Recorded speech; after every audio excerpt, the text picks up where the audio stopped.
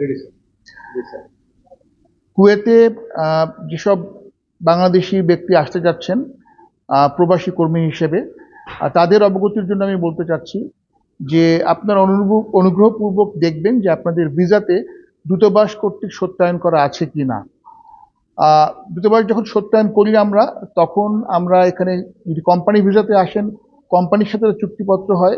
যদি আপনারা কোনো ব্যক্তির বাসায় কাজের জন্য আসেন, সেই ব্যক্তির সাথে চুক্তিপত্র হয়, যেখানে আহ, আমাদের যে প্রবাসী কর্মী তার সব স্বার্থগুলো আমরা নিশ্চিত করি। তার বেতন কত হবে, তার থাকার জায়গা কিরকম, তার চিকিৎসা, বছরে 1 মাস ছুটি, যদি দুর্ঘটনায় পড়েন তার চিকিৎসা, যদি আল্লাহ মাফ করুক কোনো ব্যক্তি যদি মারা যান, তার মৃতদেহ দেশে পাঠানো, সে যে কোম্পানি বা কফিলের দায়িত্ব বা নিয়োগকর্তার দায়িত্ব, সেগুলো নিশ্চিত করা হয়। কোনো কোনো অসাধু ব্যক্তি ভিসা দেশে পাঠান এই বলে যে ফ্রি ভিসা, ওনারা এটা মিন করেন যে এখানে এসে যে কোনো জায়গায় চাকরি করতে পারবেন। এটা সম্পূর্ণ একটা প্রতারণা। ফ্রি ভিসা বলে কুয়েতে কিছু নেই।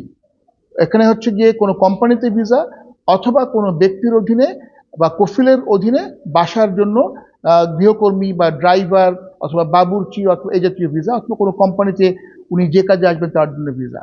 তো অনুগ্রহপূর্বক আপনারা ফ্রি ভিসা শুনে প্রতারিত হবেন না।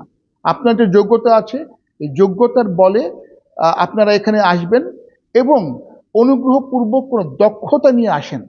এটা হোক আপনার ওয়েল্ডার হোক, আর সেটা হোক ড্রাইভার হোক, মেকানিক হোক। যদি আপনি এখানে কোনো দক্ষতা নিয়ে আসেন, আপনার বেতন অনেক ভালো হবে।